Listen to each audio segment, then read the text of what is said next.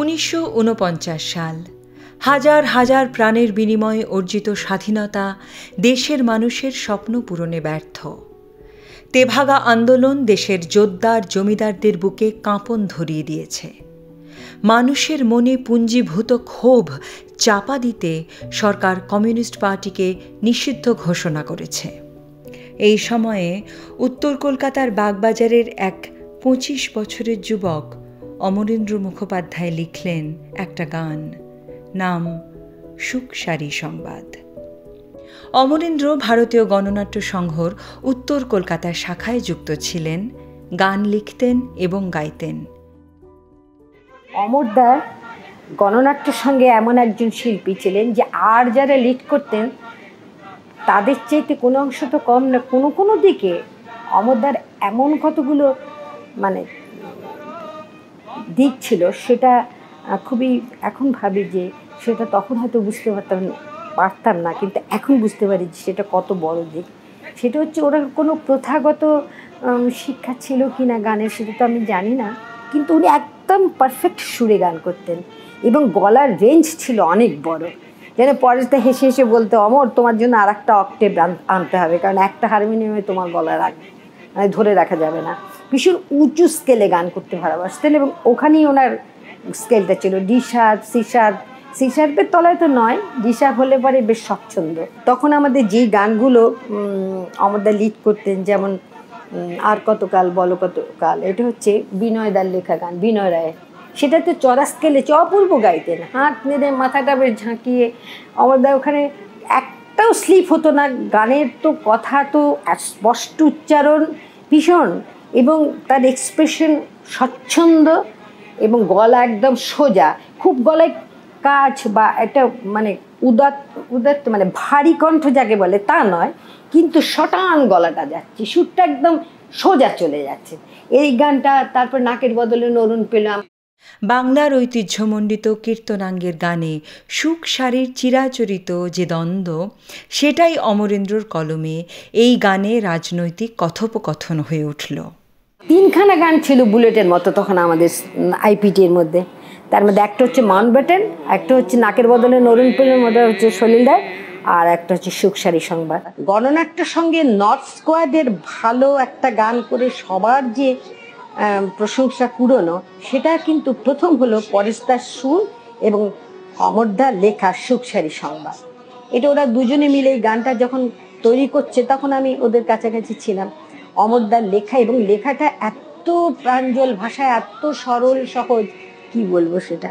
আমরা যখন গান করতে বাইরে যেতাম, তো ওই সব জায়গায় যখন আমরা এই 3টে গান গেয়েছি, এই 3টে গান খুব করে নিয়েছি, কিন্তু এমন হয়েছে যে লোকে বুঝতে পারছে সুখসারি সংবাদটা, যেখানে ইন্টেলেকচুয়াল একটু জায়গা আছে, হয়তো নাকের বদলে নরুন পেলে বুঝেও হয়তো ফেল করছে কোনো জায়গায়, কিন্তু এই গানটা একদম সহজভাবে নিচ্ছে। তার প্রমাণ হচ্ছে, হয়তো গেয়ে আমরা উঠেছি, লাস্টে ছিল যে এবার সবে হরি হরি বলো, বাইরে থেকে দেখছি একবার সবাই চিৎকার বলছে হরি বল বলে।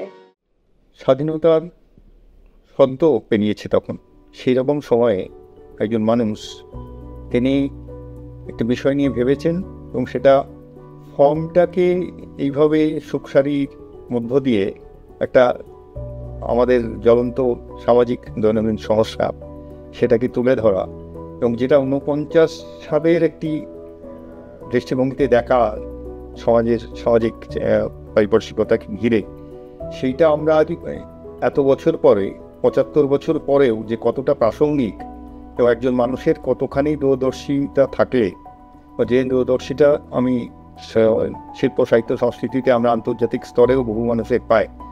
আজও চ্যাপলিনের কোনো ছবি আমাদেরকে নাড়া দেয়, আজও আমাদের বিভিন্ন চিত্র প্রদর্শনী দেখি যেসব শিল্পীদের পাশ্চাত্যে, সেগুলো আমাদের নাড়া দেয়। ঠিক একইভাবে একজন পশ্চিমবঙ্গে এরকম গ্রাম বাংলার মাটিতে এবং শহরে বসে তিনি দুইজনের কথোপকথন একটি কাল্পনিকভাবে দেখাচ্ছেন, এবং সে তার মধ্যে এসে যাচ্ছে এখনকার দিনে যেন সেই মন্ত্রী, তাদের শোষণ, সেখানে শাড়ি বলে যে চুলকাটি এখন কানের মধ্যে দিয়ে আসছে, এসে উৎপাদনের কথা বলছে, ধর্মঘটের কথা তাকে চাপিয়ে দিচ্ছে, এবং আলটিমেট সে জেলে যাচ্ছে। এই বিষয়গুলো এতটা বেশি আমাদের এখনও নাড়া দিচ্ছে এবং সেই নাড়া দেওয়াটাই আমার মনে হয় যে একজন যথার্থ মানে দূরদর্শী মানুষের কাজ, এবং সেই কাজটাই তিনি অমরেন্দ্রবাবু করে গেছেন। বাংলার গণসঙ্গীতের ইতিহাসে এই গান এক স্থায়ী আসন তৈরি করে নিয়েছে। রচনাকালের ৭৫ বছর পরে সেই গান আপনাদের কাছে নতুন করে হাজির করা হলো। নগরের এক কদম গাছের মগডালে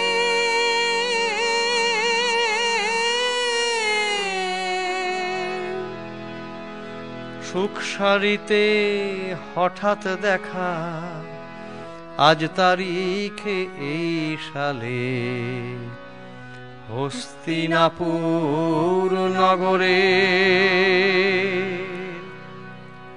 সারি বলে সুখ তোমার পাইনে দেখা কেন,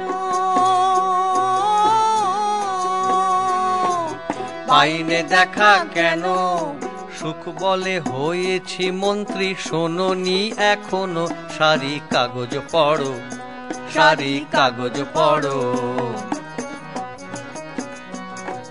সারি বলে তোমার পালক চকচকে বেশ দেখি, চকচকে বেশ দেখি, সুখ বলে হবেই তো রাম, নামের গুণ নয় মেকি, ফল দেয় হাতে হাতে, ফল দেয় হাতে হাতে।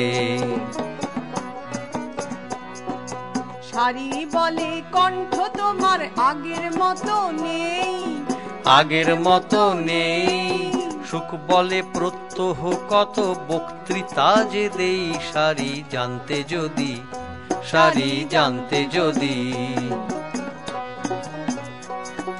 সারি বলে তোমায় কটা কথা জিজ্ঞেস করি, কথা জিজ্ঞেস করি, সুখ বলে জলদি করো মোর সইবে না তো দেরি, আমার সময় যে কম, আমার সময় যে কম। সারি বলে ভাত কাপড়ের বাড়লো কেন দাম, বাড়লো কেন দাম, সুখ বলে সে তো চড়া দামে কেনার পরিণাম, অর্থনীতি জানো না, অর্থনীতি জানো না। সারি বলে তোমরা এবার মোদের অভাব মেটাও, মোদের অভাব মেটাও, সুখ বলে তাই তো বলি উৎপাদন বাড়াও, ধর্ম ঘট করো না, ধর্ম ঘট করো না। সারি বলে মালিক তবে ছাঁটাই করে কেন, ছাঁটাই করে কেন, সুখ বলে তা না হলে জিনিসের দর যেন মোটেই কমবে না তো, মোটেই কমবে না তো। সারি বলে এতদিন তো না খেয়ে কাটালাম, না খেয়ে কাটালাম, সুখ বলে ঠিক এই কথাটাই মিটিংয়ে বলছিলাম, আত্মার আয়ু বাড়ে, আত্মার আয়ু বাড়ে। সারি বলে চোরাকার বাড়িদের হচ্ছে ফাঁসি কবে, হচ্ছে ফাঁসি কবে, সুখ বলে ওরা এবার স্বদেশ প্রেমিক হবে, শপথ নিয়েছে যে, শপথ নিয়েছে যে। সারি বলে বড় খাতির করো বিদেশি বণিকে, বিদেশি বণিকে, সুখ বলে ওরা মহাজন যে থাকলে ওরা টিকে, দেশের কল্যাণ হবে, দেশের কল্যাণ হবে। সারি বলে ব্যাখ্যা এমন শুনিনি কখনো, শুনিনি কখনো, সুখ বলে মন্ত্রীগিরি সোজা তো নয় যেন, মগজ খাটাতে হয়, মগজ খাটাতে হয়। সারি বলে বাস্তু হারার উপায়টা কি হবে, উপায়টা কি হবে, সুখ বলে ওরা আন্দামানে গেলে সুখে রবে, সে তো ঢের বলেছি, ঢের বলেছি। শাড়ি বলে ধাপ্পা দিয়ে কতদিন চালাবে, কতদিন চালাবে। সুখ বলে মোর মনে হচ্ছে তোমার কথার ভাবে, তুমি দেশদ্রোহী, তুমি দেশদ্রোহী। শাড়ি বলে স্পষ্ট কথা শুনতে খারাপ বড়, শুনতে খারাপ বড়।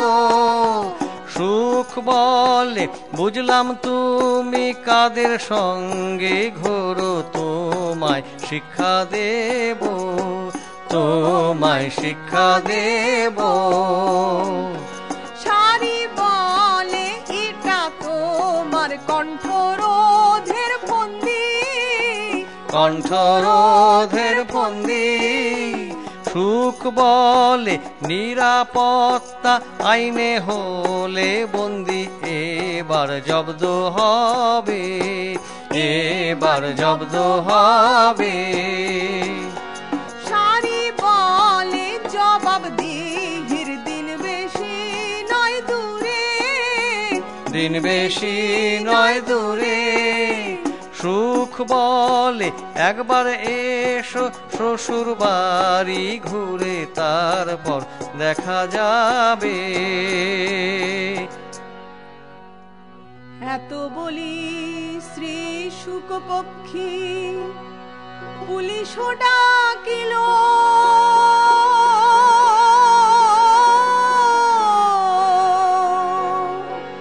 আর রাইফেল হাতে তারা সবে অমনি আসিল। শাড়িকে তারা ধরে জেলে নিয়ে গেল,